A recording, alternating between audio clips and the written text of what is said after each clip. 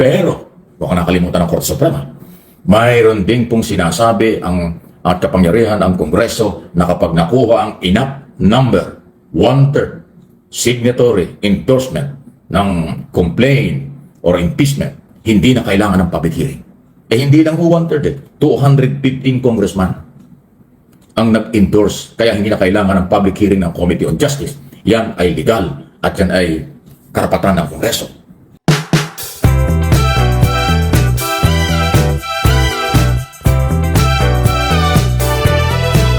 Pansamantalang mawawala ang impeachment laban kay Sara Duterte, Vice President. Ganito po yun.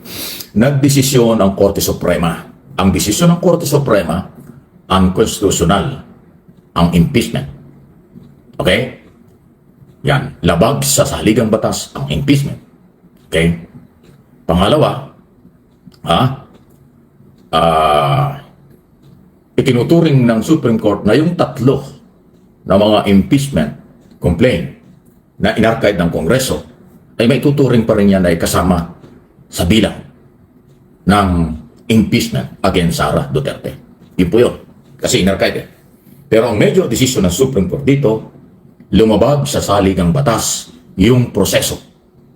Dahil lumabag sa saligang batas dun sa 1-year ban or isa lang na impeachment complaint sa isang impeachable official katulad ni Sara Duterte ang dapat na pag-usapan sa loob ng 1 taon. Ayan. Malinaw Okay? Dahil dyan, proseso ang sinabing illegal, labag sa saligang batas. Yung article of impeachment, mga ebidensya at yung kaso, hindi pinakialaman ng Supreme Court. Malinaw yan Hindi sinabi ng Supreme Court na illegal yung article of impeachment. Yung 7 mga ebidensya at kaso at anumang ebidensya at yung 7 kaso, hindi sinabi ng Supreme Court. Hindi niya pinakialaman yun. Hindi sinabing legal or illegal. Malinaw yan Ang sinabi lang, proseso. Hindi pwede ang 4 o higit sa isa na impeachment sa loob ng 1 taon. Yun ang labag sa saligang batas. Ayon sa Korte Suprema, 13-0. Unanimous decision. Yun po yun Baka ako nagkakalinlangan kasi minanlilin lang ng mga vlogger, minanlilin lang ng mga kalyado ng Duterte. Nagpipiesta na sila, akala tapos na ito, akala wala ng pag-asa. Hindi po, nagkakamali sila. Nagkakamali sila. Kung bakit? Kasi ang linaw ng desisyon. Actually, after 7 months, pwede na uling i-file ang impeachment against Sara Duterte. Pagdating ng February 6 or second week ng February ng 2026, 6 to 7 months na lang. Tuloy na naman. May bagong impeachment. Kasi nga, ang sabi ng Korte Suprema, yung proseso lang naman ang bawal at illegal, unconstitutional. Yung ebidensya, article of impeachment, di umani kasalanan o ginawa ni Sara, hindi yan pinakailaman. Kaya buhay pa rin. Kaya nga sabi ko nga, pansamantala lang dun sa isyong yon. Pero ito ngayon, kahapon mo kasi nanonood ako at nakikinig. Hindi ako nakipagsabayan sa balitan kahapon. Ganun ako style, hindi ako nakikipag-unahan, hindi ako nakikipagsabayan. Inaaral ko muna ang mga punto de vista o punto ng mga paliwanag at opinyon ng maraming sektor. Ngayon, nag-react ang ilan o marami. Parang hindi matanggap ng Kongreso ang nangyari. Yung iba naman tumatanggap. Itong Senado ngayon. Kasi may mga senador na nagsalita na tulad ni Joel Villanueva at Ma'am Aquino, kailangan daw ituloy ang impeachment. Hindi daw dapat nakialam ang Korte Suprema sa trabaho ng Senado. Wow! Matindi yun. Hindi daw dapat nakialam at dapat daw ang masunod impeachment court ang mga senador. Kasi ito ang punto nila. Nagsimula na ang impeachment. Nagkaroon na ng panunumpa ng mga judges, nagkaroon na nga po ng inisan na usapan. So nagsimula na, nagkumbina yung impeachment court. Kaya meron ng jurisdiksyon, meron ng obligasyon, meron karapatan ang mga senador sa ilalim ng saligang batas. Yan ang punto nila. So may debate ngayon dyan. Ibig sabihin, hindi sila susunod sa Supreme Court decision. May problema tayo. Pag sinabi ng court ng Kongreso, dumaan kami sa proseso. Hindi kami naniniwala, hindi kami dumaan sa proseso. Kasi ang sinasabi, doon sa decision ng Supreme Court, hindi daw dumaan sa public hearing. Parang ganon. At hindi daw nabigyan ng pagkakataon ang impeachable official like Sara Duterte na may pagtanggol ang kanyang sarili doon sa Kongreso. Kasama sa proseso. Totoo yun, kasama sa proseso yun. Pero, baka nakalimutan ng Korte Suprema. Mayroon din pong sinasabi at kapangyarihan ang Kongreso na kapag nakuha ang enough number, 1/3 signatory endorsement ng complaint or impeachment, hindi na kailangan ng public hearing. Hindi lang 1/3 215 congressman ang nag-endorse, kaya hindi na kailangan ng public hearing ng Committee on Justice. Yan ay legal at yan ay karapatan ng Kongreso. Hindi yata nakita ng Supreme Court yun. Ang sinasabi ng Korte Suprema, hindi yung pinagbigyan si Sara Duterte ng pagtanggol ang sarili sa Kongreso. Kaya mayroon pang isang problema technical at legal doon. Pero paano nga yung prinsipyo ng Kongreso na meron kaming karapatan? Dahil sa ilalim ng batas, 1/3 signature, 1/3 endorsement, nag-endorso, pwede nang i-transfer ang article of impeachment. Ganon po ang dating. So lahat may punto. Kaya nga sinasabi ko, para walang away, pansamantala lang po na wala. By February next year, 7 months na lang, meron namang bagong impeachment. Pero kung hindi i-respeto ng Kongreso at Senado itong desisyon ito ng Supreme Court, meron tayong crisis. Baka magkaroon ng constitutional crisis. Problema yan. Problema pag constitutional crisis. Mag-aaway ang judicial body at mga legislator. Matindi po ang epekto niya sa taong bayan at sa demokrasya. Yan ang dapat pangalagaan. Sino ang magigiveaway dito?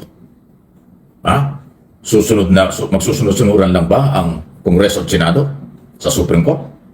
Magmamatigas ba ang Korte Suprema sa isong ito? Wow! Yan ang mga tanong. Pag nagbanggaan ang Philippine Congress, both Congress and Senate, at ang judicial body, may problema ang bansa. May problema tayo. Ito pa yung isang paparating na hindi ko naman sinabing gagamitin, pero pwedeng pasimpleng gamitin ng mga mambabatas.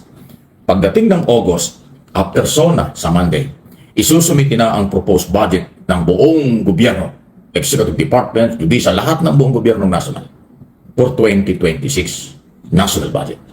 Dadaan sa Kongreso at Senado yan. Pati budget ng judicial body, pati budget ng Supreme Court, dadaan sa Kongreso at Senado. Paano?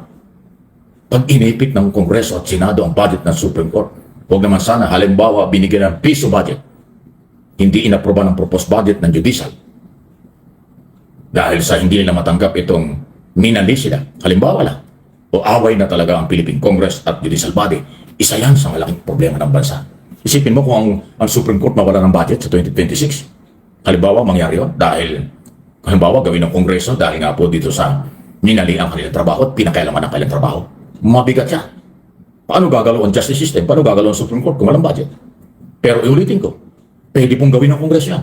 Pwedeng gawin ng Senado yan. Kung ma-justify nila sa kanilang sarili na hindi dapat bigyan ng pera ang Supreme Court dahil sila pinakikialaman. Kung ang dating sila pinakikialaman sa trabaho, dito sa desisyon ng proseso ng impeachment. Kasi nga po, nagsimula na.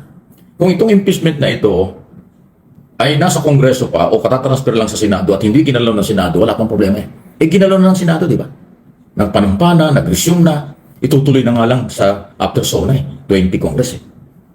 Yun ho ang malaking. Kaya, pinapaliwanag ko sa inyo yung mga punto na pwede mangyari. Pero ulitin ko, babalitan ko yung title natin, pansamantala lang ang pagkawala nito. Pagdating ng February 2016, 2026, umpisa naman yan. Dahil wala naman nung sinabing illegal sa article of impeachment. Proseso lang kung pinagdesisyonan ng Supreme Court. Ngayon ang ating aabangan ay ilang bang senador ang maninindigang huwag kayong makialam sa trabaho namin. Constitutional duty namin bilang mga senador. Nag-umpisa na ang impeachment court. Supreme Court, huwag kayong makialam. Matutuloy namin ang trial. Ilang kaya senador ang magagawa nun? At pag majority ng senador nagdesisyon ng ganon, wala magagawa ang Supreme Court yan. Hindi kayang pigilan ng Supreme Court ng mga senador pag pinanindigan na sila ay meron ding power and authority. Constitutional duty. Nasa batas naman yun. Na sila ang dapat mag-decide sa impeachment, not Korte Suprema. Matindi yan. Matindi po yan. Kaya pagka nanindigan ng Philippine Congress, sinabi natin, isa naman kasi ang Kongreso eh. Upper and lower. Mataas at mababang kapulungan. Isa po ang Kongreso. Congress at Senado, isa yan. Yung kapangyarihan ng mga yan, kaunti lang ang pagkakaiba, pero Philippine Congress versus Supreme Court, matindi. Ano ang gagawin ngayon ng Malacanang? Mananahimik lang ba ang Malacanang? Hindi ba makikalam Malacanang? Kailangan pong aralin. So ito pong nangyaring ito, isang very educational, napaka-interesting topic, napakahalagang topic sa atin. Huwag na kayong magsuplado, huwag na kayong maging ibaliwala nyo ito. Dito po nakataya ang demokrasya, saligang batas ng ating bansa. Sino ang ating susundin? Sino ang dapat manalo rito? Karapatan ng taong bayan, karapatan ng Philippine Congress, o karapatan ng Korte Suprema. Iyan na po ang sitwasyon ngayon. Pero ulitin ko, naiintindihan kong proseso, naiintindihan ko ang nangyari, pansamantala lang ito. Ang pagkawala, magpapatuloy pa rin po ang impeachment. Hindi naman mawawala yan ng tuluyan. Kasi yung alleged corruption, pang-aabos sa kapangyarihan, betrayal of public trust, nandun pa rin. Hindi ho yung ginalaw ng Supreme Court.